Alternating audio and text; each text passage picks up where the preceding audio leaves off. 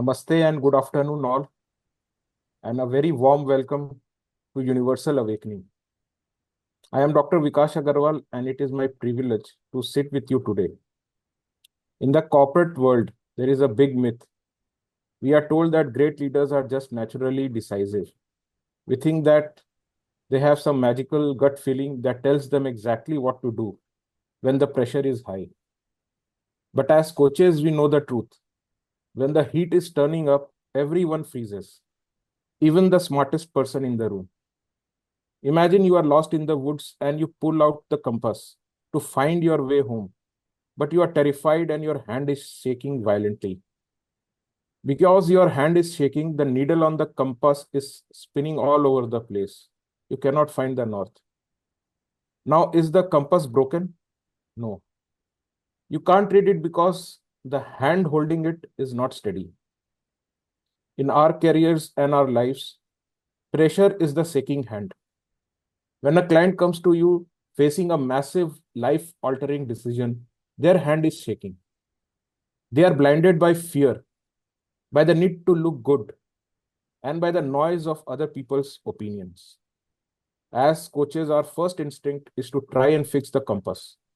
We give them the better spreadsheet, we make a pros and cons list, we give them more data. But logic does not fix a shaking hand. A heavier compass does not stop the shaking. When someone is stuck, there is always a hidden fear they aren't showing you. Until you help them calm down enough to find that fear, the math will never make sense. The ancient philosopher Lao Tzu once asked a beautiful question. Do you have the patience to wait till your mud settles and the water is clear? When our clients are stressed, their minds are like a glass of muddy water. Everything is murky. But what happens if you just let the glass sit still on the table? Slowly, the mud sinks to the bottom. The water becomes clear on its own. But as coaches, we hate sitting still. When a client is stuck in the muddy water for weeks, it makes us uncomfortable. Our ego whispers to us, you are a bad coach if you don't get them move. So what do? We reach our hand into the glass and try to scoop the mud out. But the moment you put the hand in, you stir the mud. We make it more worse. We rush them to make a choice so that we can feel like a successful coach.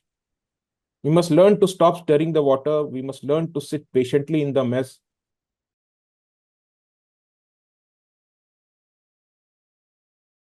Our job is not to give our clients the answers. Our job is to help them steady their hand. To show us exactly how to do this, we have a brilliant keynote speaker today, Ankush Shah. If anyone understands the overwhelming noise of the corporate world, it is Ankush. He spends his days driving real-time data and AI platforms for major organizations. As the force behind ventures like Sinuous, Flexitics, and Mountain Mock, and as a board of director for Growth Infinity Wealth, he helps businesses cut through massive chaos and complexity. But here is what Ankush's perspectives is so powerful for us today. Even though he builds the ultimate data tools, he operates by one fundamental truth. Data can only tell you where to go. It is human leadership that actually makes the journey possible. As an executive coach, he knows that when the pressure is high, you have to look past the spreadsheet and look at the person. Ankush is going to show us that making a high stakes choice is not just a thinking problem, it is a biological one. He's going to give us the blueprint for how to steady the hand, clear the muddy water, and find the quiet truth beneath the loud fear. I invite you now to settle in, silence your phones, and take a deep breath, and give yourself the gift of presence. Ankush, the virtual stage is all yours. Thank you so much. Just give me a second while I put up the screen.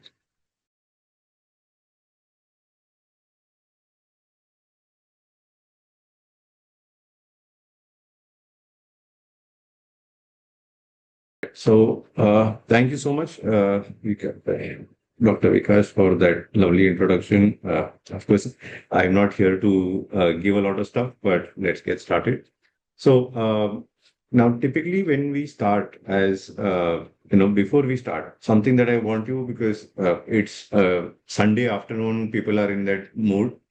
I want you to give me in one word or couple of words, start typing in that chat box, the hardest decision that you made this year, could be even before that. But for context, the hardest decision, come on, let me see those messages in the chat.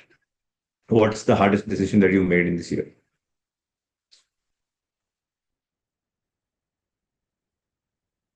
I'm waiting. It's not going to take a while. And I'll not move forward until you do. Let's see. Okay, setting boundaries. Is that really hard? As in, of course, maybe hard for you. We don't know what's going on in your life, but uh, define something that you really, yeah. So it's a big decision moving from corporate to, the fixed salary that you're getting. Sakshi is resuming after 11 years of a break. Great. Something that moved, some hardest decision in terms of, you know, putting yourself over others. Significant decision. There's a reason why I'm asking you guys to think, come on, 10 seconds more, 10, 15 seconds. What's the toughest decision that you made this year or the last year? Could be over anything. Letting go. All right. One more. Yeah.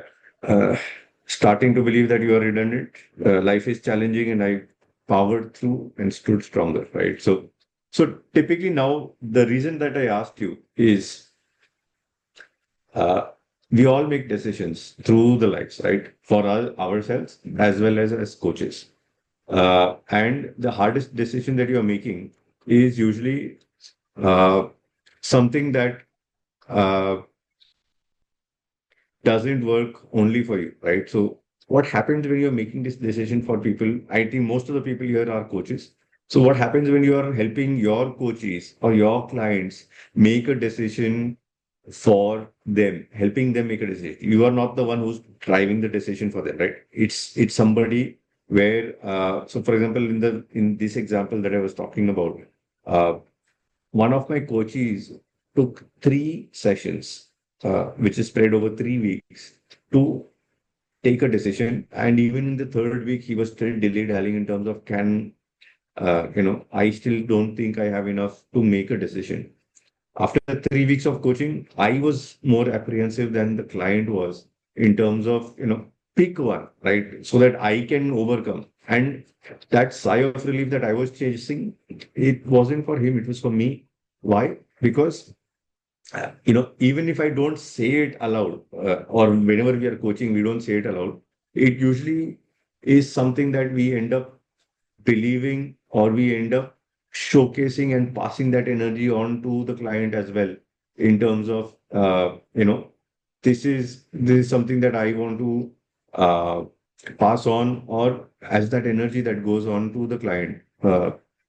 It just shows somewhere. And if you're honest, have you felt that sometime? Because those sessions when you are frozen, you are trying to push the client, take a decision, and that person is still frozen, right? And what are they throwing? They're throwing data. They're throwing, I don't have enough data. I need to do more research. I can't make this decision. So what happens? At that point in time, you are coaching their nervous system, but you're also coaching your own nervous system, right? You are also part of the system because your ego is wired into the client's process. Uh, because when they are stuck, your imposter syndrome lights up, right? You are also part of that because we subtly rush them. We are not clear in terms of, our decision matrix. Am I good enough to even help this client? What's the feeling that I get if the client doesn't makes a wrong decision, and then the client will blame me. So I'm also being extra careful. So when we talk about and how do we address this, we typically will come up with a decision framework, right? We either will do a SWOT analysis, we will do some kind of decision frameworks or structure that, let's take a decision in this part. And typically what happens is we being part of the system as a coach, you look at one over, you're not analyzing, you're trying to protect yourself uh, when you're making that decision. Because as we've learned, right, your strategic brain typically under pressure goes offline. It's only the survival brain that takes over, right? Our three minds approach that we've learned in UCF, you got something and your core skill or core under pressure brain starts reacting very differently. The survival brain is saying that, okay, they're optimizing for the alarm to shut up. Uh, it's something that I would it's pure basic science. It's under pressure, your brain goes off and your survival brain takes over. So you're throwing data or you're asking for more data and you're delaying the decision. And let me give you a live example of this. What happens when under pressure, and I'm talking of big decisions, right? We make small, small decisions. What to cook tonight is not what I'm talking about. Okay. So we are going into the Hudson and typically, I give an example of Captain Sully, right? In 2009, January 2015, there's a flight with 155 lives on board. Captain Sully is commanding. He had, after takeoff, at 2,800 feet, they have a bird hit above New York. 208 seconds is what he had to land the plane or decide what to do, whether to divert to a different location or land the plane. Again, land the plane within the airport. Within that, what he when asked later, what he said is he later called it as load shedding. He focused on high priority thinking, ignore all the noise that comes, fly the plane, assess, choose, and act. Right, straightforward in terms of 40 years of preparation. Because every time you see, even when you are flying, you would see the aerosys going exactly. If you wake them up at 3 in the night, also they will go exactly with the same set of process. These are the steps to be followed. So that's as many years of preparation, and that's when they stay calm. Because when there is pressure, they are trained for it. It's deeply internalized values and skills developed over time. They need to be accessible at the time of pressure or crisis, right? And this, again, as I mentioned, is under pressure. It isn't a personality trait. It's the basic infrastructure that can be built, right? Not a gut feeling, not luck. It's architecture. And the detail that I love in this, right? He simply said, I'm not considering Hudson. He didn't discuss it out. He said, we are just going into the Hudson, right? Whatever it is. Because on one side, we've got the New York City. It's not just 155 lives that he's got on board. He's also got, wherever he crashes, there will be more significant impact out there. So his language committed even before his hands moved or before he took any action, right? And typically, what we've learned over the years as well, right? Um, Before you take any action, there is certain stimulus and then we react. There's stimulus and then we react. Our job is within that entire now, because we've got only 10 minutes, 10 to 12 minutes right now. Uh, Looking at my phantom variable. So I have two things that I want to identify, because there's reveal and recover in the entire decision OS that we usually look at. Uh, these are the two things that very few people are talking about. Nobody else is talking about this. We all do. Yes, there's a decision framework. We will regulate, we will reveal, reshape, commit, recover. But I want to speak about reveal first, which is the phantom variable. Uh, we need to hunt that and reveal that space. And the other one is the recover, where I coach the decision hangover, right? So every decision typically has a hangover as well, and we'll cover that as well. So what happens when, and you would have seen examples through life, right? Typically logical, highly intelligent people sometimes will make such blunders, or they will make such decisions that, how can somebody think of something like that? Haven't you all come across something of that sort? I'm sure you would have. And as I mentioned in this, there would be names or, people popping in your head who would have popped in your head right now, who's made such an illogical decision, right? And of course, I'm not talking of Mr. Trump. We can't categorize that, but beyond that, right? Uh, why do they make these kind of decisions? Because again, when it comes to you just simply react, right? Our job as coaches or as people who are making decisions or helping other people make decisions, right? You never make a call. You react to a variable that you can't see. And all the data typically says yes, but I can't name what is happening. And that piece between the stimulus and or when I'm deciding to the time I'm making a decision, the space in between is a very fractional space. Our job as coaches is to identify that space and expand that so that I can make a decision in a thought out manner, right? Where I'm giving my body time to absorb, time to learn, and make a decision. Because, and I'll give you a simple example, right? I'm again, this is something that we would have seen across, and most of us come from corporates with at least 10, 15 years of experience. Uh, you are making a decision, you get a promotion, you know, promotion means typically in corporates, more work, bigger title, more responsibilities, and you are growing, right? Of course, it's great for the ego. You are getting it, you wanted it. You at some point in time, your ego says that yes, you are ambitious and you want to go towards that. But somewhere, as you keep going senior, at some point in time, your body also starts reacting and says that, I really don't want this, right? Or I start getting burnt out. We start looking at getting disconnected, exhausted. And if while taking that promotion, all my data says yes, but my body is saying no, right? And I'm not talking about everybody. These are for certain sets of people, uh, especially the kind of people that we coach where they are taking that hesitation. Now, this again is an example for promotion because it's most relatable. You take across any large decision or big decision that you're going to take in life, right? Getting back to work, getting back, or you're earning certain pieces and you're earning say 50 lakhs and you're trying to buy a property worth 2 3 crores. That's a major decision for you, right? Should I even take on the loan, the debt that will weigh me down? And that's a variable that you cannot see. And so typically what happens when I'm making these decisions, there are a couple of hidden threats that will typically come. I have a status threat in terms of how will I be perceived? What do I lose? Right now, typically, when we are making these decisions, I usually have my own mind, which I will start talking with or conversing with, right?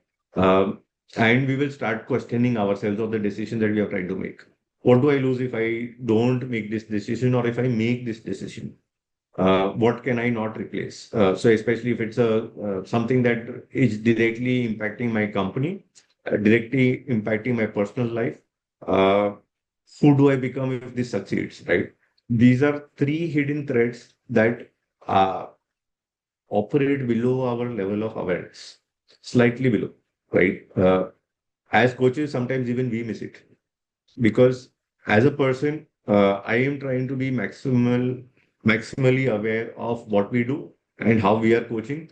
But it's difficult for everyone until you're not physically calling yourself out. You're not going to be aware, and that's why it's called phantom because you can't see it. And of course, your coachee is definitely not able to see it because you are now outside and you're looking into that person's journey, right? So, what is our job? Our job is not to solve this variable. Our job is to help our coaches surface it, identify it, right? Our job is to identify and again, not fix it for them. Our job is just spot the bottleneck, showcase to them that this is what they need to do, make it visible for them, and they will automatically figure out what to do, right? Uh, we just have to give them that clarity. We need to help them identify. They will, once they have the clarity, they will be able to take care of it themselves, right? And typically, what are the questions that me as a coach would ask, right? And these are the three questions, as I mentioned earlier. What would happen if nobody ever knew? What would you choose, right? If you were going to make a decision and nobody ever came to know, right? Uh, and we've seen a lot of examples. People keep giving crores in charity, and nobody even knows who's done that work. Uh, Somebody does that, and then there are certain other sets of people who will, donate 10 rupees but make such a big noise about it. So identify and skip that status threat. Is that decision not being made because it is a status issue? Is that decision not being made because I am scared of what will happen? What's the worst thing that will happen? Loan ज़्यादा ले लिया, will I get stuck, or will I get stuck without a house? Whatever is the decision that we are helping them through. What if I fire 50% of my workforce? What's going to happen then? Uh, so what's and if it works, great. If it doesn't work, then what am I doing, right? And what am I protecting by not deciding? Because typically, what are you protecting? You're protecting yourself. The more you push that decision, the longer it takes, right? For you to take a decision. And the earlier example that I gave, client was pushing it for 3 weeks and not taking a decision, right? It was a significant decision because if I have to fire somebody who's worked with me for 18 years out of the 20 years of existence of that company that I have worked on, it's a significant amount of time that that person has spent, emotional, not just the financial decision of saving the organization, but if I have to fire 50% of my workforce that has been with me for the last 15 years, it's a significant decision. And you are protecting yourself by not taking that decision, but you're protecting in the short term.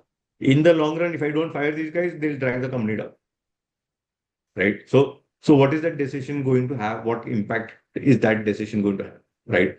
And again, you got to have a very clear boundary in terms of if it's trauma, that's clearly a therapist work. We are not trauma surgeons, we are decision architects, right? So we need to identify whether it's a decision or it's trauma that is not causing you to go forward. So if I'm stuck in life and I'm not choosing myself, is it trauma or is it something that I'm not being able to take a decision and keep pushing that decision forward because it's much easier for me to do? So those are things that we need to look at from that perspective and be very clear looking outside in, right? Which brings me to the next part, which is the decision hangover. Because once you made this decision, right? Decision is not a decision till the time we make it. Till that time, you're just throwing data, you're analyzing, you're doing multiple things, you're pushing the decision. But once you made a decision, what happens? हमारा मन इतना चंचल है, right? Our mind is so fluttering in terms of saying that uh, it's not real. What happens? Did I make the right decision? Once I made the decision, what about this impact? Is that decision reversible or not? Right? Of course, if I'm committing uh, or asking people to leave, it's going to be a difficult decision. But then I may still say, okay, can I get two, three people back? And I'm reversing my decision. I made that purchase, which is a significant one. I'm not talking of, just buying an expensive shirt or something. I earned 50 lakhs and I made a decision to buy a house worth 3 crores without having a significant, uh, income. I am buying a house and I'm taking on a certain piece, right? What happens when I make that decision? Your body spikes with cortisol and adrenaline. And when you're shopping also, you'll see that. When you're doing any major decision, harsh, now I've taken this decision, now I can get on or move on with life, right? For that few seconds, you might feel lighter, or you may actually feel heavier. And that body at that point in time is now so pumped up with chemicals, cortisol, adrenaline in your body. That's the space that nobody talks about. And what happens in that 24 hours and that 48 hours after you've taken that decision, there's a crash. Or the next day morning, you realize, you've taken the decision today. Today is Sunday, made a decision. Tomorrow morning, when you wake up or your coachy client wakes up, they will say, uh, you know, I'm sorry, I think I made the wrong decision. Let me reverse this. Right? You go back and say, can I get my, deposit back? Can I get, let me not fire these guys. Let me get a couple of them back. Let me do something else. Okay. Uh, you know, uh, I've taken a decision to separate from my wife, but I'm now starting to, evaluate. Can we work something out together? What will the kids, How will the kids manage? You've got so many other things that are going on in your mind. And similarly, I got a call at 6 a.m. in the morning, 6:45 a.m. in the morning from one of my coaches. Says, Ankush, I think I made the biggest mistake of my life. Somebody who took 3 weeks to take a decision, after making that decision after 3 weeks, calls me back saying, Ankush, I think I made the wrong decision. And, I want to reverse this. So what did I say? I said, don't touch anything for 48 hours. Go sleep. Focus on what you are feeling. Identify and make sure that, don't panic. Don't do anything else. Relax. Wait for 3 days. If you still don't feel like reversing or you feel like you don't feel like changing the decision, great, we'll stick with that. If you feel so, we will do that. Right? I am not saying reverse, don't reverse. Wait for 2 days, then we'll take a call.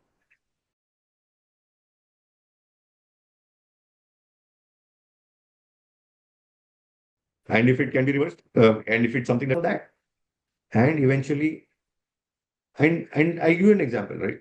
What happens when you decide to run a marathon? And Sambasar would be most common example that you would do, right? After running a full marathon, if you run 42 miles, 42 kilometers, your what's going to happen to your legs the next 2 days, 3 days? Uh, Does that mean that you will decide not to run? That's a decision that you made. And once you started running, and most people stop at that point in time only. As in, they will decide, अरे कौन भागेगा इतना कि क्यों इतना पसीना? Why sweat so much? Why tax the body so much? Right? And that's a decision. Once you made that emotional decision, once you made a commit, right, and you've gone ahead and registered for the marathon, that's a decision problem, or is it a literacy problem? You decided or you knew you're signing up for a marathon of that sort, you know that what's going to happen to your body, right? You may start with a small piece, but if you're signing up for the full marathon, you exactly know, it's not a knowledge problem, it's a decision problem, whether I want to put my body through that piece or not, right? If I'm going to fast, if I'm going to do any certain things, I know exactly knowingly well in terms of how I'm getting to that decision, right? So whether you choose wrong or not, the client doesn't know what the body is doing after that emotional decision that they've taken. Because when that crash happens, my body again goes into that survival mode. And when I'm in that survival mode, there is stuff that's happening, right? So what do I do? What do I do when that is happening? Typically, the 48-hour protocol. Uh, no reversals for 48 hours. And this is something that before, after you coach your client, before you leave them, the best thing that you need to do is have them write this, no reversals for 48 hours, identify or be aware of the dip when that happens, because you will eventually at some point in time feel like, and once you start running the marathon, at some point in time or halfway through, you will say, I just want to give up now, or I don't want to finish this marathon because my body can't take it, right? So name the dip. You as a mentor or as a coachee should ideally 24-hour do a check-in, be open to, not to reopen, just to check in and give the person comfort or regulate from that perspective. Make sure that, and give the body sleep, give the body rest, because that's when the body itself is recovering. No medicines required, no nothing else required. Simple sleep will help your body recover. That's a non-negotiable, right?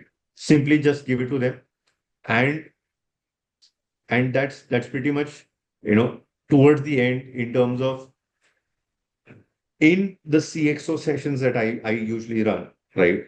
The phantom variable is a self concept. It's something that we identify, expand the time between the stimulus reaction, because usually every decision that we do is a stimulus and then we react, stimulus and then we react, or we push the reaction away, we don't, or we push the stimulus away itself, right?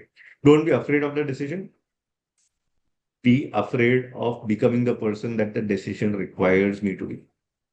So if I can see that, my paralysis breaks straightforward, right? Because what am I fearing? Am I fearing the decision or am I fearing what will happen after that decision?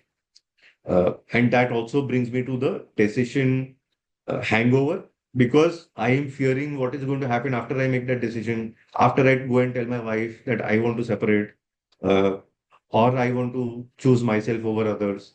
And when I start choosing myself, the other person starts feeling bad. When I start looking at, making that decision or, saying that, okay, I घर के खाने पीने के वांदे and I am buying a house. So it's going to affect my cash flows. What am I going to end up doing at that point in time? Because I don't have money to pay for the house and I'm doing or diverting something or the other. So once you see that data point, your phantom variable is very clear. Your decision hangover is very clear. And these are 2 points. Rest all are standard structures that we would have learned across in terms of making decisions. And straight away, if you're slow, don't rush your clients into making a decision. Help them do this. Automatically, they will start making the decisions, right? We as coaches, we don't make decisions. We just help architect them, right? That's all that I wanted to say.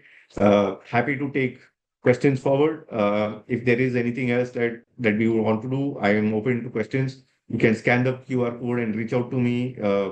Over social media and happy to answer them or connect offline as well. Thank you so much. Thank you, Ankush. That was incredibly profound. The idea of decision hangover and hunting for the phantom variable are two tools every coach in this room needs to start using tomorrow morning. And I think it will be a key takeaway for all of us. Now, I want to invite our expert panel to the virtual stage. Our first panelist is Samba Sivan G. In his day job, Samba is the Chief Financial Officer at Tata Play Limited. He manages immense financial pressure and knows exactly what the highest level of corporate data looks like. But Samba is also a master chartered coach, an author, and a podcaster of ancient Sanskrit and Tamil literature. He is a man who bridges two worlds. He knows the math of the boardroom, but he also knows the timeless wisdom of the human soul. He understands that while spreadsheets are important, it is the ancient wisdom that actually clears the muddy water. Joining him is Arun Kumar. Arun is a brilliant independent consultant and coach who works right in the trenches. He does not sit behind a corporate desk. He sits face to face with leaders every single day when their compass is shaking the hardest. He sees the raw, unfiltered reality of the pressure we have talked about today. He knows exactly how to hold the space for a client when the storm is at its absolute peak. Please give a warm virtual welcome to our panelists. Samba sir, the stage is yours. Like to add something? Yeah. So thank you very much, Vikash, Dr. Vikash, and Ankush for a brilliant presentation. In fact, it's opened some of my thought processes. So I had some earlier thoughts of talking about certain things around decision making. Instead, I am now going to talk about one particular thought which you mentioned in terms of how the coach can actually not make a decision for you, but actually make it clear for you to make the decision, right? So our job is not to make the decision for the client, but actually to make sure that the client is so clear about the decision that there is no doubt in his or her mind and takes the decision very confidently. So here I am going to talk as a client and Dr. D as the coach. So which happened for one of the key decisions of my, I would say, life. So when I was discussing in one of the coaching sessions, I was talking about so many things I wanted to do. Like I wanted to write something in Sanskrit literature. I had so many projects in mind. So I was thinking that is it time for me to hang up my boots and start working on those what I called as passion or desire.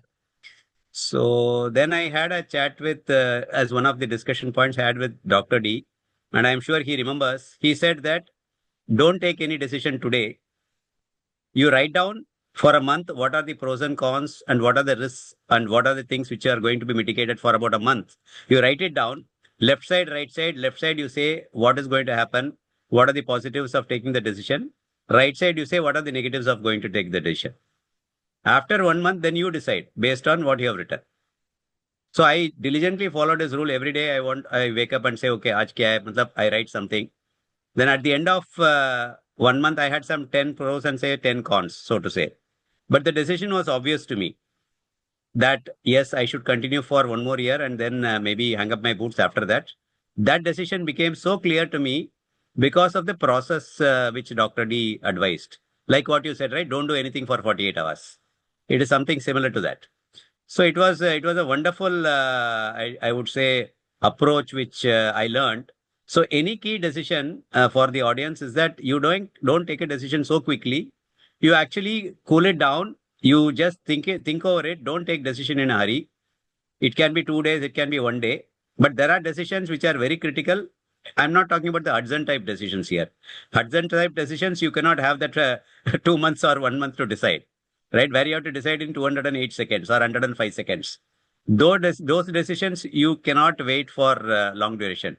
But most of the decisions are not like Hudson type. And therefore, one would have the time, particularly long lasting decision like buying a house, like what you said, or running a marathon, or not running a marathon, or taking an ultra marathon, or becoming a chess grandmaster. These are like long-term decisions where you can really take some time, go through it fully, and then take a conscious decision looking at the risks, pros and cons. Then more likely than not, you will not reverse the decision. With that, I'll stop. Thank you. Thank you, Samba sir, for that lovely insight. Now I'd like to invite Arun Kumar. Arunji, the stage is yours. Thank you, Ankush, for a wonderful presentation, Dr. Vikas and Samba sir for adding to the points.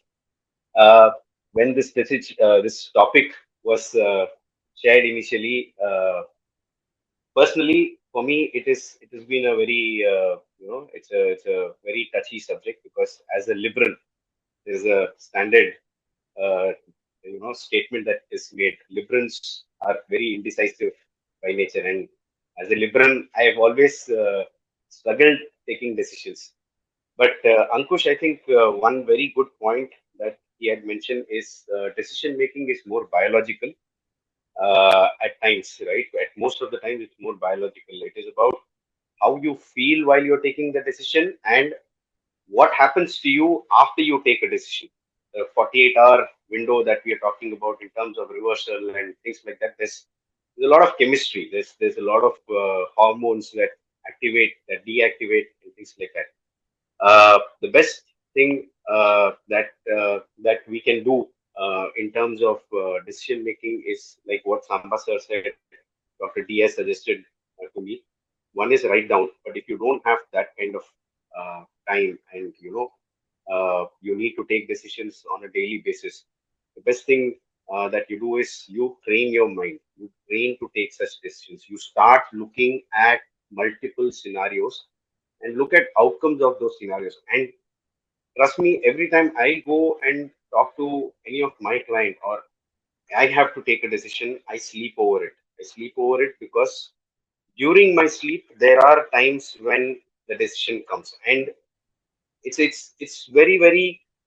I wouldn't say it is intuitive. I would rather say it is biological because you are able to see through the scenarios that play out, and basis that which is close to you from a values perspective, from your own personal values perspective, right? This is for an individual. When it comes to an organization and when it comes to a client, helping a client take a decision, yes, you can have frameworks, but like Ankush said, I think that phantom part of it, getting to know what exactly is the feeling that the individual goes through is something very important, and that is where we need to focus on. Forget the societal pressures because we have all been brought up with certain norms which are never written, rules which are never written. It has all been told to us, saying that ऐसे करने का है, वैसे करने का, you should live like this, you should have this kind of a thought, it should So there is no good, bad, right or wrong, like Dr. D says.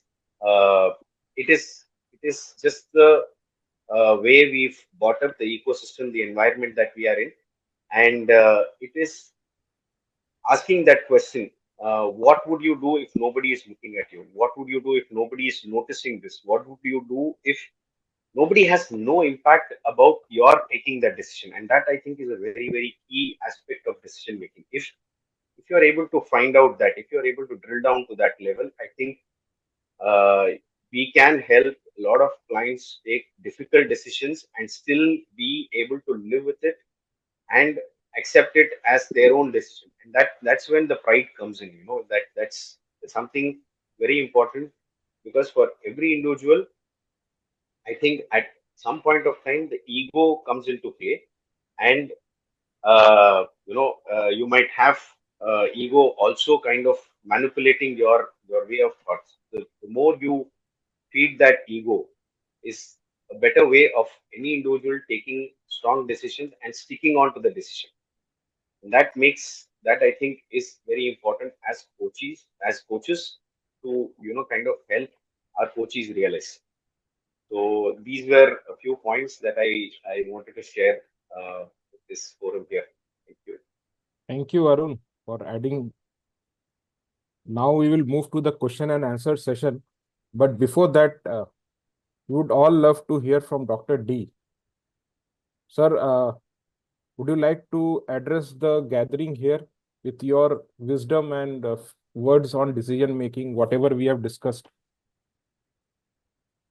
before we move to the question and answer session? Dr. D. So, thank you, Vikas. And I Yes. think Ankush has covered a great presentation, Ankush, and thanks for sharing your wisdom. And Samba sir and Arun was wonderful. Few things about the decision in a very simple way, and which can stay with us for a longer period of time. Entire of our life, we do only two things: we take decision and we implement decision. So joining in this session at 3:30 is also your decision. Owning the camera or not is also your decision. Listening to me or not is also your decision. So you might be on camera, but very few people are listening. Listening to me, but understanding or not is also your decision. So you might be listening, but you are entertaining with somebody else. Might be in your hand, might with your, those things. So this is a everyday part of our life. That is the only two things we do it.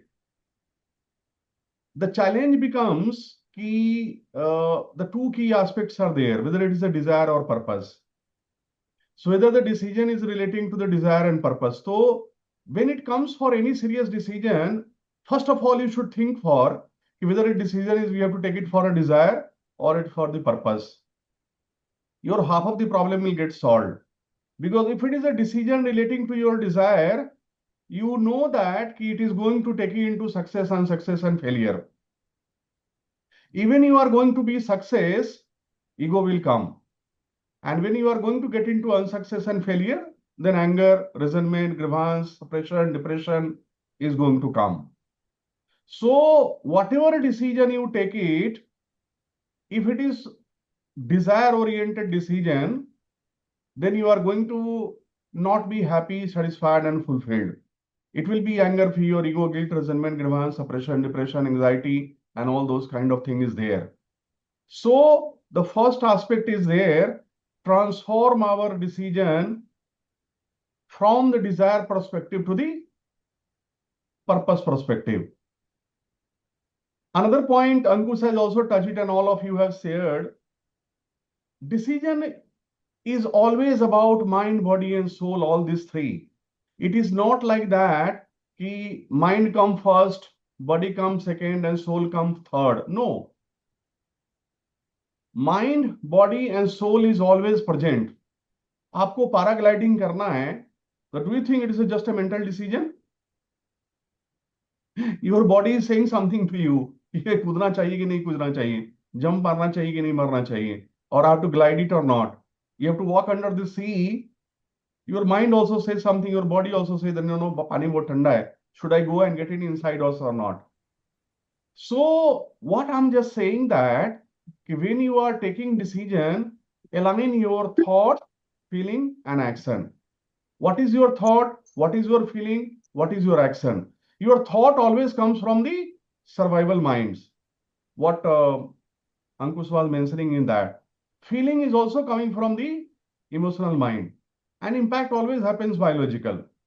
So if you are running a marathon, if your thought and feeling is not aligned, you will able to break your leg, or you will able to have some problem in your knee, or you will have problem somewhere else. I'm not saying for all, but if it is not aligned and prepared. So on the other hand, what we supposed to be doing it, when we need to take decision, align your thoughts with your feeling and then with your action. So the thought process always comes from your mind. Feeling, always emotions. Actions, always getting impacted through the, if you have to take a physical decision, like, running marathon, going for a bicycling, going for biking and all that. On the same time, there are other decisions which is just official decision, which looks totally on paper, nobody is involved. But yes, you will find it out if you are able to take decision. Like, you have to reduce your 50% of your staff and strength in your organization. So you have a big lobby, thousands of the people are sitting there, and you are able to take decision. Tomorrow you are going to enter into the office, your body is going to say something to you when you see half of the seats are empty. So as a CEO for the organization, as the owner of the organization, you are going to get impact on your mind and body all. So impacts are always there. And the highest impacts are emotional impact, which is your anger, fear, ego, guilt, resentment, grievance, suppression, depression. This always come into the mind. So before taking any decision, we should be able to ask whether it is a desire-oriented decision or purpose-oriented decision. Half of the problem will get solved. If it is a purpose-oriented, try to align your thought, feeling, and action, your mind, body, and soul, your survival mind, emotional mind, and logical mind. सब चीजों तीनों एक ही है. Thought, feeling, action, survival, emotional, logical, mind, body, and soul. This all you align it. Ask couple of questions. What are the questions? How this decision is going to impact me? How this good decision is going to impact the people in the organization or in the society or in the country? How this decision is going to impact the people in this world, the organization as a whole? And then you will try to align your thought again. Asking this question, is this going to impact the employee? Is this going to impact my wife? Is this going to impact my father and mother? Is this going to impact my entire family? How it is going to impact? Align the thoughts. Keep on aligning the thoughts. The moment your thought will get aligned, you will automatically find your feeling is getting aligned. So there are different thought is there. Should I stay with the same wife? Should I go remarried? Should I divorce? Should I stay or should I stay alone? These are all the thoughts coming in mind. Try to align how it is going to impact you, how it is going to impact that lady, how it is going to impact the child, how it is going to impact the family. Again, come back and ask how it is going to impact me. So you keep on aligning your thought. When your thought will get aligned, automatically you will find emotions are getting aligned, feeling is getting aligned. And when thought and feeling get aligned, take your decision. Then you take the decision the way you want it to be. And all of you have shared several type of things to take decision, and you will be able to take the decision. So two simple things. Just I wanted to say, identify whether it is a desire based or purpose based. Align your thought, feeling, and action, and you will find it out. Each and every decision you will be able to take it in your life is a wonderful decision. No regret, only satisfaction, fulfillment, and bliss will come. And that is the way we should be able to take decision. That's all I wanted to share. I don't want to take a lot of time. We have some question and answer to be covered because you can carry on. Thank you, sir. And I must say that you have the unique ability of turning complex issue into simple. Like you said that 50% of your problem will be solved if you just ask that question, that whether it is desire-based or purpose-based. So it's so simple and yet effective. So thank you, sir, again for adding your valuable insight. And with this, we'll move to the question and answer session. We have a lot of questions here, and one by one, I'll be asking them. one or two questions I have clubbed, and few questions are relating to the presentation as well. So let me begin with Ankush. Ankush, can you take the question? So, yeah, there are a Yeah, couple yeah, of Ankush. questions I see. Yeah. Which Since question do you, you want me to specifically yeah, since you have start taught with? the phantom variable, Yes. yeah, so and hidden fears, this one Okay. question I'm clubbing two questions like from Isha and So, others see, that tie typically, perfectly to your keynote. so People yeah, want to one, know, are yes, you, right. yeah, people want to know about mental blockages and postponement. When a client keeps delaying a choice, what is the biggest mental block stopping them? And how do we break that pattern of constant delay? I hope the question is clear. Yes, yes, that's clear. Yeah. So, see, Okay. one of the biggest things, right, when the client is stuck in postponement, client or us also for that matter, right? Anybody is not to just go towards a decision, right? The idea is not to just push the decision and say that you take a decision now. Uh, it's also trying to identify under the phantom variable in terms of to name what are you trying to protect by not deciding. 9 times out of 10, you are trying to protect a version of yourself or themselves. The client is trying to identify a version of themselves that the decision would change, after that. What is that visible? Because after that postponement, uh, the power or the personality changes, right? Now, I've been trying to avoid a decision because I've been trying to cling to an outdated entity. Now that I make a decision, there is something else and you'll see high performers, they find that framing to be intolerable enough to act, as in they will take a decision right forward. And then there are certain times you will find people are just postponing because whatever that decision is, right? The version of yourself that you will become after that decision is what you're afraid of. That inertia is there. That bottleneck is not enough courage or information.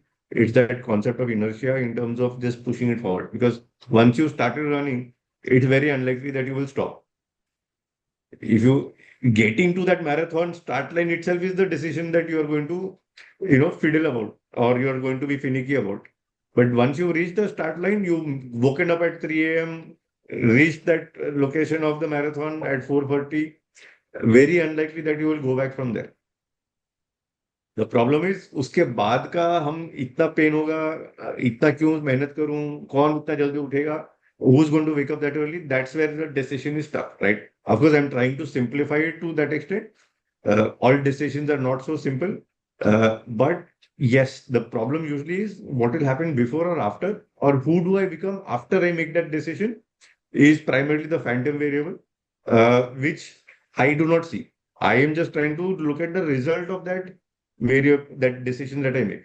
And that decision, we just focus on the result of that decision, not on what happens before or after or around that decision and the impact of that decision afterwards, right? So that's where the challenge usually is for us, or whenever we are coaching other people as well, what happens around them.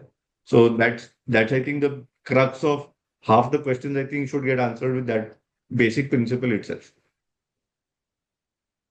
Thank you, Ankush. And Tripti has a great question that how do you prepare yourself for the unseen when you take a decision? Because I know you have a few practical tools for this, like imagining the worst case scenario. How do we help clients prepare for the unknown without making them panic? So now, see, again, to some extent, it will be linked to this exact piece in terms of I don't know what's going to happen after I do this, right? Because uh, everybody's body is different, everybody's reactions, internalizing, and as Arun also mentioned, right? Uh, how are you wired? If you're a Piscean and you think you have decision-making challenges, it's going to be very different again from a high performer or somebody who already makes decisions at the split of a second. ज्यादा सोचने की जरूरत ही नहीं है. I have a stimulus and I have a reaction. So staying or identifying decisions in terms of uncertainty. If you look at that split second decision, right, where Captain Sully is there, he's got 208 seconds to make a decision. It's something that you have trained for so many years So decision making is again a process that you would have trained your body over certain years. As Dr. D said, everything that we do is a decision. Uh, whether you are attending, whether you're listening to us, whether you're listening, but are you attending, are you attentive or not? That's a decision that you have to make, right? And how often consistently through your life, through your day-to-day journey, do you keep making these decisions to move yourself forward? If you are consistently doing that, you will find that it's that much easier for you to make these decisions consistently. If you always find yourself pushing, there are, and you'll see this live examples of people always reach late for meetings, are always, even if they reach on time, they're trying to, papers are all over the place. They're struggling to get their bearings before the meeting. Uh, so these are where you have not decided to be present. You have not decided to act on certain things. Uh, and we don't realize that. For us, it's literally motor skills, right? It's just you're not you're not deciding to be part. You are told that tumko, you have to reach for this meeting tomorrow. You haven't decided, you have been told.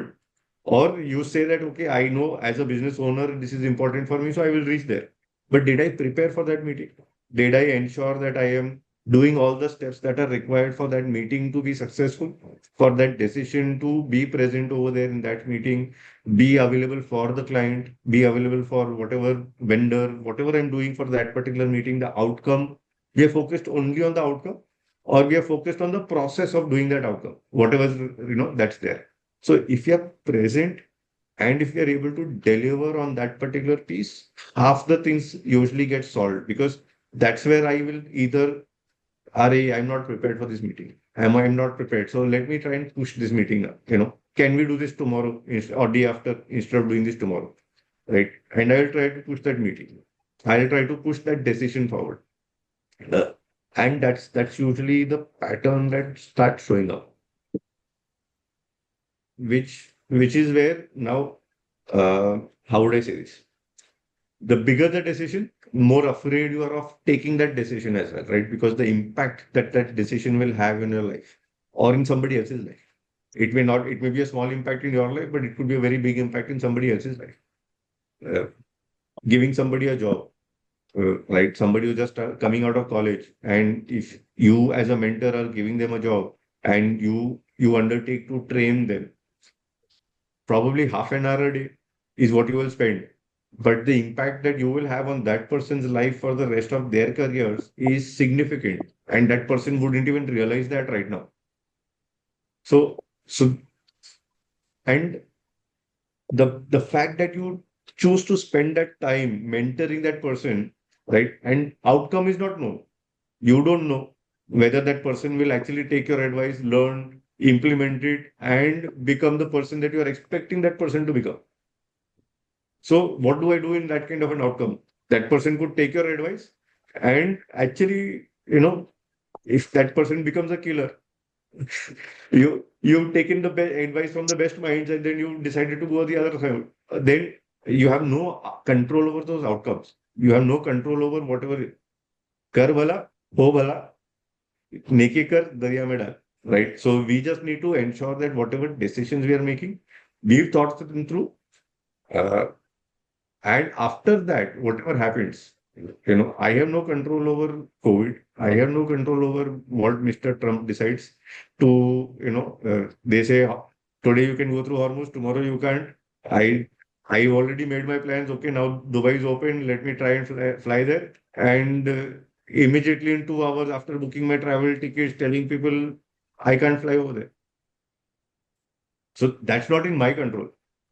But yes, I could have done certain pieces to make sure that yes, we could probably, try other things around that. But if the minute there is certain else that is happening, I can only do things that are in our control. Ensure that decision that needs to get taken is taken. After that, whatever happens in that 48 hours is to just make sure that that decision framework, whatever you decided, is stuck to, right? Certain things, yes. Now, if Captain Sully would have taken a wrong decision, and if you wouldn't have been successfully able to land the plane, would have either crashed into New York, and a lot more lives would have gone. just like the way Ahmedabad one happened, right? It was such a short time for them to take a decision and make sure that that is there. Sometimes you'll not even get time to react. But then that's the cost of a decision. Unfortunately, fortunately, you can't. If we all knew what would that decision entail, we would all be, this world would be a very different place compared to where we are now. That's all I think I had to say. If Yeah. there is, I think that uh, anything else that you would like to add, Dr. D, on this? No, that's fine. I think any more question we can talk, no problem. Okay. So I have a next question for Samba sir. Can you take the question? I think Ravindra has a fantastic question that fits your background. You are a CFO and you live in a world of well thought out logical decision, but you are also a spiritual scholar. So Ravindra asks, which is better, a decision made based on gut instinct or strictly logical one? How do you balance the two? Yeah, I think there is. Thanks, Ravindra, for asking this question. See, there is type 1 thinking and type 2 thinking, right? You are asking about something which has been researched by many people. Some decisions you take on gut basis, which is what we call as within 10 seconds, you get a feeling as to this is good, right? So, and the next 1 or 2 days, we try to justify that decision, which is type 2, which is a logical frame of mind.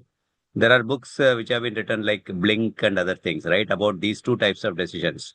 So in my case, uh, I I generally go for type 2 thinking, generally, meaning while your gut instinct says that this is a good decision, but you always want to validate the decision by type 2 thinking. For example, I can tell you when I start interviewing candidates, right? It happens many a time. So within 5 minutes, you get a feeling that, okay, this candidate is not fitting my body chemistry or something like that. You can get some feeling sometimes. But if you can arrest the feeling and then continue the discussions for about maybe 45 minutes, many a time I have been surprised myself that my initial gut feeling was wrong. And later on, I ended up recruiting the same guy and who has done very well in the organization. I can think of clearly many cases like that, right? So it is not necessary that your gut feeling will always be right. So it's always better to cool down a little bit and then take a decision looking at the left side of the brain also, because your right side is your emotional brain, I suppose, and left side is your logical brain. So both have to be aligned, as Dr. D keeps saying, right? Your left-handed emotional and the logical have to align with itself. So that's where the concept of purpose and passion comes into play, right? What is your purpose?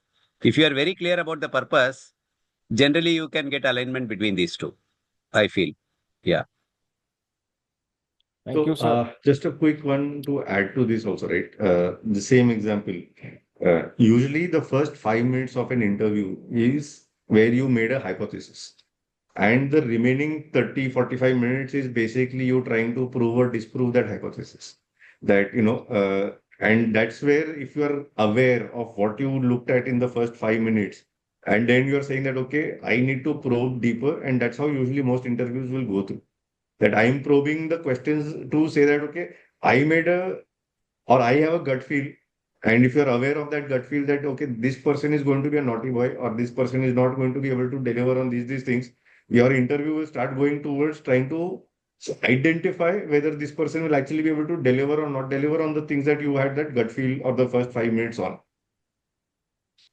Correct Correct. me if I'm wrong. No, that is correct. That is correct. Because, see, we always keep judging people, whether we like it or not. Every moment of time, whenever Absolutely. we are interacting with people, we may not tell. So, subconsciously, we are judging. Absolutely. Subconsciously, everybody is judging everybody else. But it's very difficult to keep that judgment away and be aware of, at least be aware of the fact that we are judging. Once you are aware, then once the awareness comes in, then things become a little easier. But many a time we judge people without even being aware of being judgmental. That's where the problem is. You are judging, but you don't think that you are judging. So then it's a problem. So Yeah. that's the Absolutely. phantom variable. Yeah. Phantom variable. Yeah. So Phantom variable, yes. thank you, sir, again for adding that insight. And moving on to the next question, Isha Gupta has asked that how to stay consistent on a decision. So Arun, can you take this question?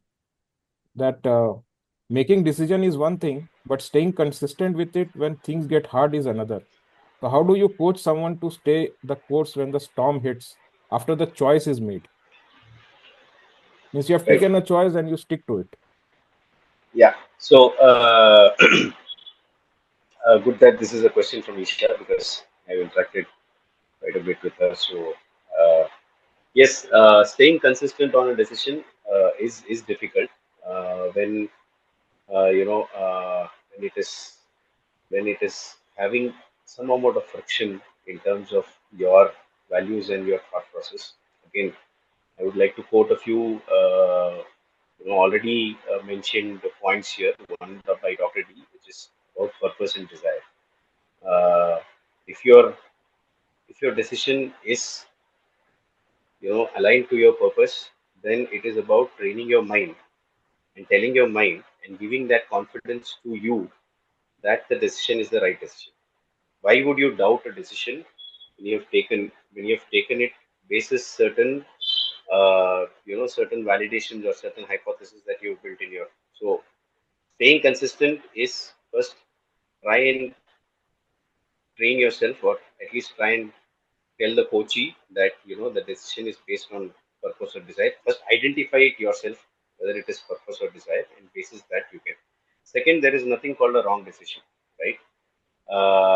Decisions can be reversed, but what is the impact of it? How much of an impact are we going to make by taking or making a decision go back or reversing a decision? The same concept that Ankush talked about, 48 hours, there is no reversal. It is only about building an infrastructure around the decision that you have taken, right? If the infrastructure is difficult to be built, if the ecosystem is difficult to be built, you don't have a choice but to go ahead and see what are the ways and means in which you can build that infrastructure. And finally, there is a pattern to decision making.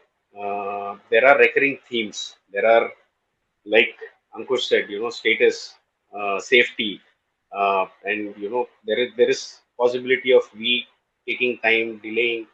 So when a decision is made consciously, so bring in that consciousness part of it. As in, if a decision is made consciously, then I don't think staying consistent with that decision is going to be difficult.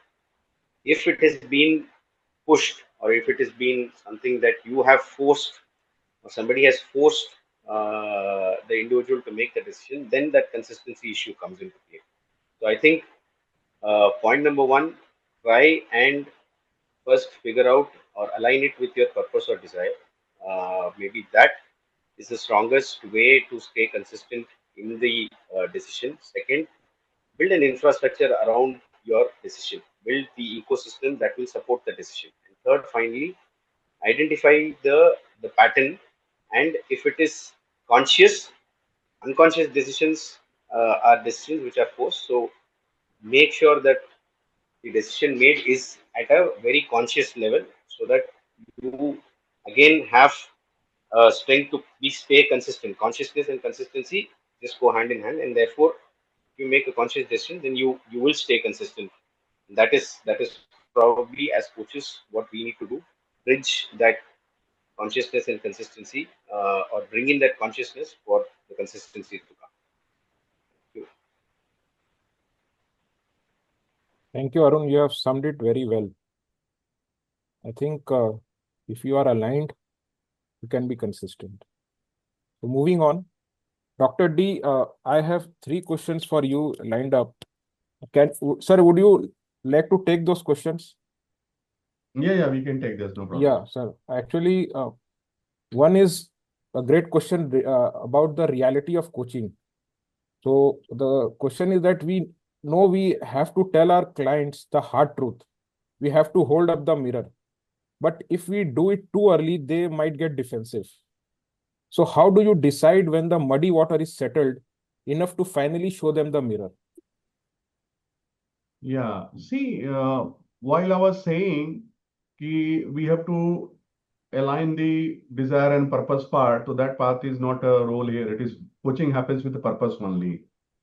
The second part it comes कि when you take decision, you should see that what is the impact is going to be on the coachee. If the coachee is not matured, then you have to give the suggestion or decision or whatever coaching you are doing, it has to be in proportionate part only.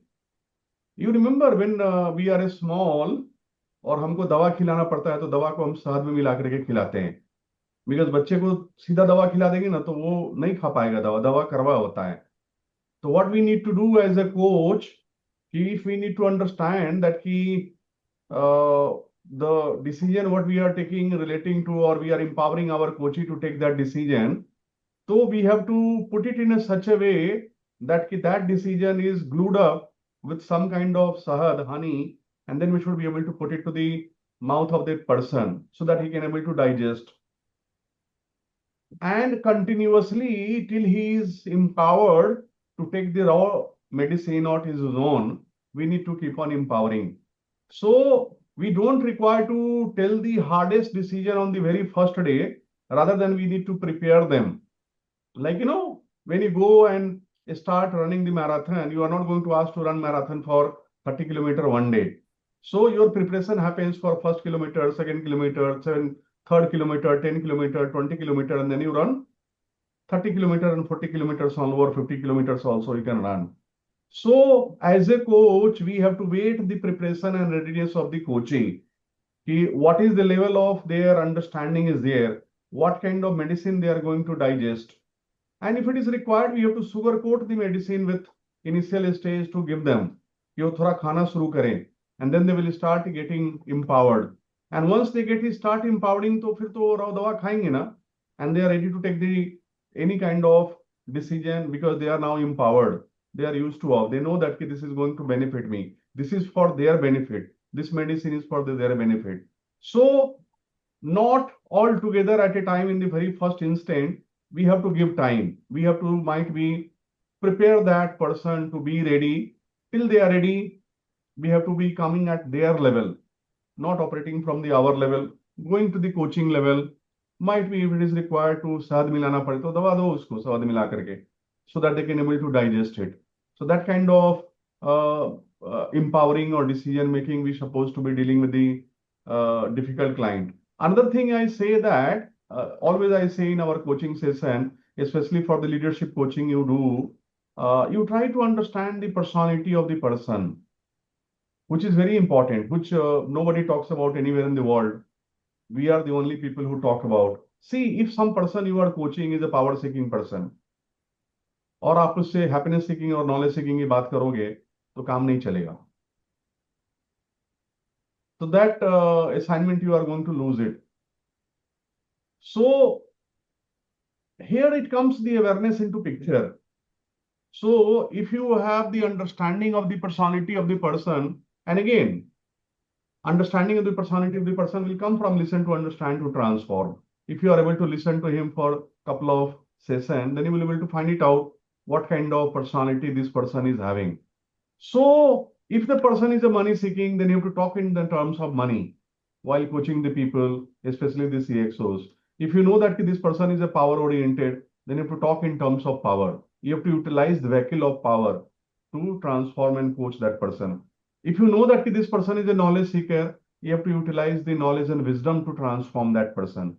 And if you know that the person is a happiness seeker, then you have to utilize the vehicle of that happiness seeker. But that is again for the people who are part of our coaching, they will be able to understand only those kind of concepts. But all of our coaches are only here. That's why I thought of sharing this at this stage. This is also becomes very part. Like, your decision has to be aligned with the people, the impacted people. किसको impact करने वाला है? If it is the coaching, yes, then we need to know who they are, what is their personality is there. And accordingly, we need to be fine-tuning our decision making or empowering sessions while coaching into there, how we should be able to take them and transform them and add value to them.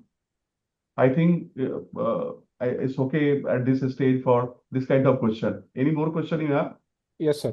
Dr. Pragyan Roy brings up the ultimate test of our own ego. What Hmm. if we know the client is about to make a terrible mistake? Do we step in and stop them, or do we leave it entirely up to them? Where is the line between holding space and letting a client drive off the cliff? Means, should we stop them or let them drive No, off the no. cliff? See, mistake is a part of learning now. कितना बार cycle से गिरे cycle चलाने के पहले हम लोग? कितने सारे पेंसिल टूटे, कितने सारे स्लेट टूटे, कितने सारे कलम तोड़े हमने. तो mistakes are part of the learning, and we should be having the humility of making the mistake. Problem happens when you make the same mistake again and again. वहां पे प्रॉब्लम स्टार्ट होती है. तो making first mistake is not a problem, it's part of learning, it's part of humility. And as a coach, if our coachee or if any person we are guiding or helping or even our family member, they make mistake while learning the things, we need to have an acceptance for that. But we need to ensure that he should be or she should be able to get transformed through our coaching interventions. They should not be able to make the same mistake second time. If they start making the same mistake second time, then something problem is there either with the person or with us. We are not able to coach and empower. You see, in order to make one proper shot into the golf, how many shot Tiger Woods practice? More than 1,000. More than 1,000 times he practiced to just put one shot in the hole. So we should not be saying that he 999 shot he did it is all and he should not deserve to be the best golf player in the world. No, that is not the reason. That part is part of the learning. And that acceptance we should be able to have not only for the coachee, but with our family member, our spouse, our kids, all those people. If it is part of learning, we have to take it with humility, being humble, but not making the same mistake one and one again. That's the only answer I will give it. Pragyan, I think you have got the answer for, yeah. Sir, with the last question, because we have overshot the time, I'll just Yeah. take one last question for you. Ravindra has asked a very beautiful and a personal question. We talk so much about executives and clients, but what about our kids? Uh, I'd love to hear a quick thought regarding that. What is one simple thing we can do to help our children build good decision making architecture? The decision making architecture, which also Ankush has also told about, that we are supposed to make architecture. So we'd love to hear from you, sir, that regarding our kids or children, how as a Yeah. parent we Yeah. can make them to build a good Very, decision very, architecture. very good question. I think it's very important for all of us. See, when I come and talk about the kids, we should not be the decision maker. We should encourage our kids to become the decision maker. So first, anything your child is saying to you or anything you wanted to say to your child, you should not be taking a decision and telling to me. If your child comes, one of my friend has bullied me. Take a simple example. In school, rather than you show your anger, you give your thought, you give your advice, you shout on the child, you shout on the principal, you shout on the teacher, you should ask your child, tell me what happened, why somebody has bullied you. And then he will say, blah, blah, blah happened. Then you will ask them, if you have to take decision, what you would have done. Empower your child. Don't take decision for your child. Let them take decision. Even anything personally in your life, any advice, child आपका बच्चा पढ़ नहीं रहा है, mobile देख रहा है, computer देख रहा है. Don't go and start giving them the advice, you do this, do that. Why you are doing this? You will fail into the 10th class. You will not pass the 12th class. You will not get the 90% marks. No, no, these are the all wrong things. You have to build up the emotional relation with your child.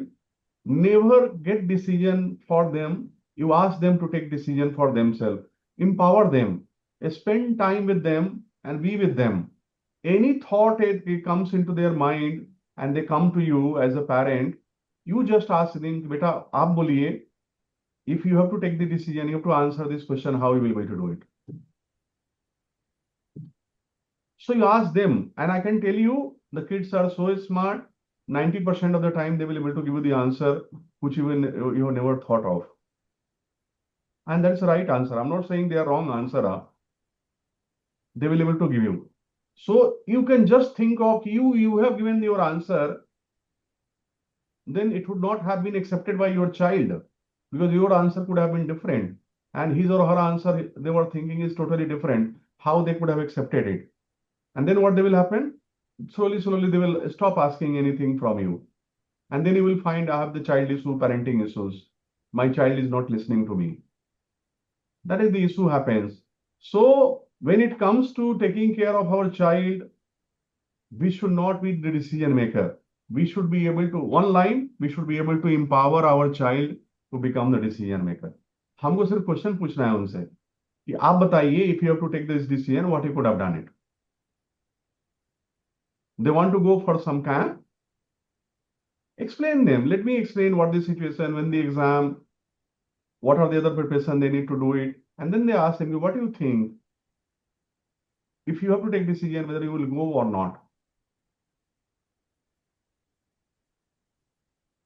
They will be able to take decisions. So we should be able to empower our child, especially I say child between 10 years to 17, 18 years. बड़े child तो ठीक है, they have started taking decision on their own.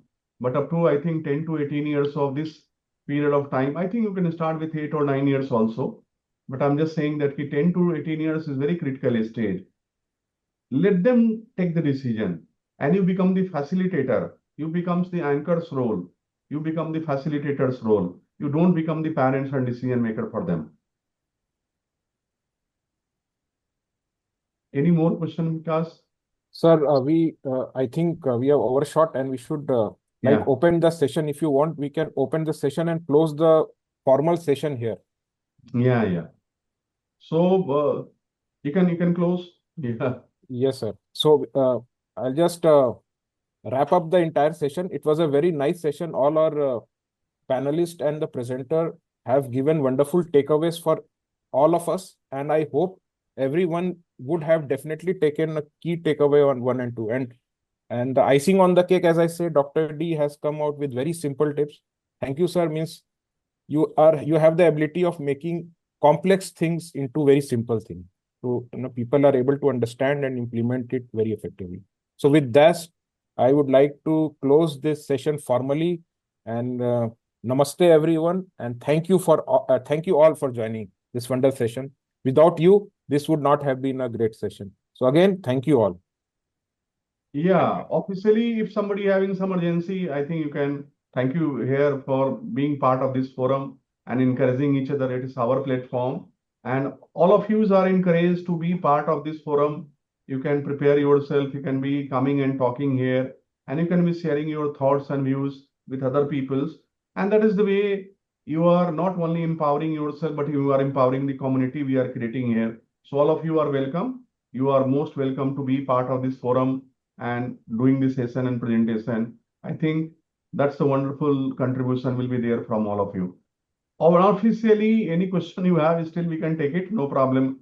So we can open the session for all, we'll unmute everyone. And if anyone want to share anything, ask any question, want to interact with you, or maybe with the panelist or the presenter, I think everyone is free. You can unmute yourself and, interact, because the platform is open to everyone.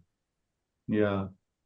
I think please raise your hand if you have a question, and then you can unmute yourself and ask the question, please. I think Isha is first in the line. She has already a question now. Isha, please go ahead. Yeah.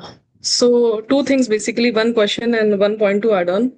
So Ravinder sir, to your question only, you were asking about, that gut feeling and logical aspect to arriving at answer. So I would add my healing aspect to it कि यहाँ पे भी हम लोग जैसे there is a very thin line between intuition and illusion. But in our healing line, we especially go on a gut feeling to answer something, to arrive at a decision making. The reason being is there are two areas. One is we operate out of a known thing, known world. And second area is where we operate in a very unknown scenario. So when we learn to go in an unknown scenario, there we need to operate out of gut feeling. So that's that's where healing modality operates on. So that's I just wanted to add, because हम लोग gut feeling पे ही ज़्यादा चलते हैं. But for to operate on that gut feeling, you need to be balanced 24/7, or at least do some meditation or something before, like Samba sir added कि interview लेने के time पे. So if you're completely balanced that time, in a state of mind where you're not biased, or where you're not being in a different mindset कि अपने घर का कुछ चल रहा है, वहाँ का कुछ चल रहा है, where you're not balanced, you cannot take a decision based on your gut feeling. So that's an important aspect we need to understand here. And secondly, I have a question, Dr. D, ki of course, I understand it's always about, understanding desire and purpose.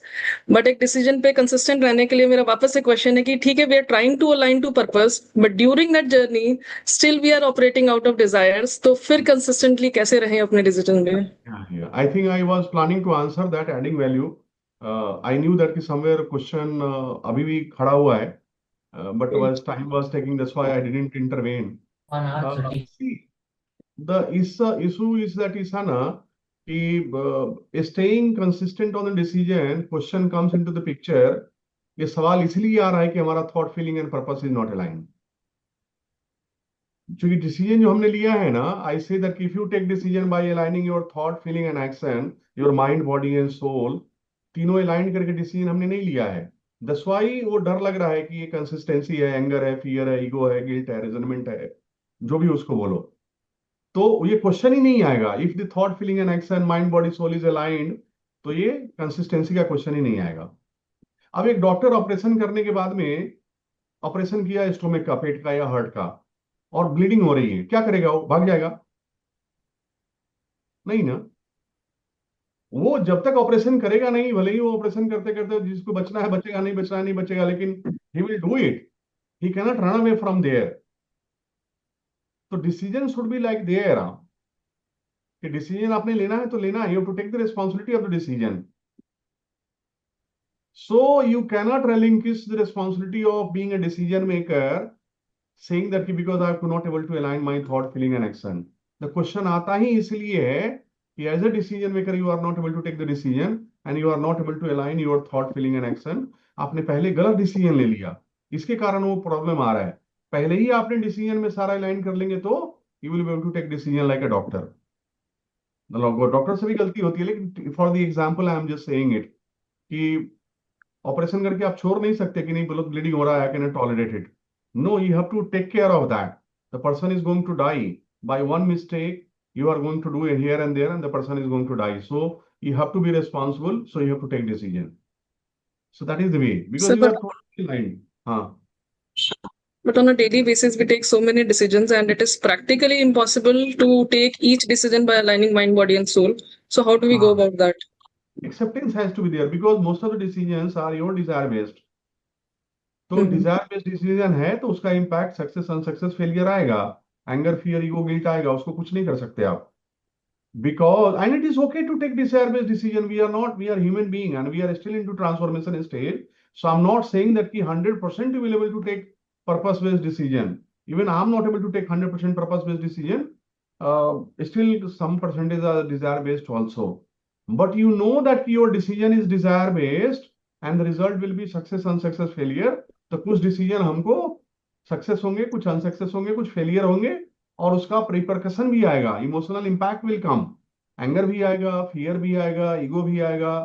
Fear आएगा तो change करने का decision लगेगा कि नहीं, हमने गलत decision लिया, माफी मांग लेते हैं, चेंज कर देते हैं, फिर से करते हैं. तो this all will keep on coming. It becomes a vicious cycle. So if the cycle is continuing, it means you are taking decision from the desire. It's not shifted into purpose. So till you are able to decide the decision, take the decision based on your purpose, you have to define your desires till you reach up to a stage of purpose.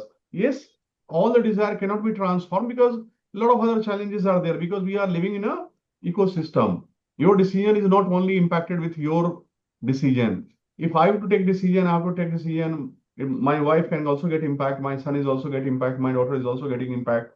So in those cases, I can be responsible for my decision, but how I can able to align their thought, feeling, and action. And even I'm going to talk to them, take their alignment of thought and feeling, but If they are ready to align, then only I will be able to take the decision. If they are not ready to align, then what I will do? And if I have to take decision, then I will take decision. But there will be some issues coming on because other people's thought and feeling is not aligned. Only my thought and feeling is aligned. My wife or my son's daughter's thought and feeling is not aligned. तो उनके तो रिpercussions होंगे उनके result में, उनके impact में तो कुछ challenges आएंगे. So it is okay. Have the acceptance for that. But up to what level? Even over 70% you are able to align your thought and feeling and emotions. तो लगेगा ना कि चलो 60% तो I have avoided the challenges. So only impact is going to be the 40%. So that is the way we should be able to optimize our decision. That is a process. That's a learning. It's not like that ki suddenly this is the right process of taking decision and this is the wrong process of decision. No. It doesn't happen that way. It's a part of learning again. Thank you, sir. So thank you very much again coming today and being part of this journey, and nice seeing you all together. And again, I request you participate as much as possible. It is our forum and all of you should be able to take the lead, and we have to make it more effective so that a lot of people can get transform, engaged, and learn something out of this. Thank you very much. Thanks a lot. Thank you, sir. Thank you, everyone.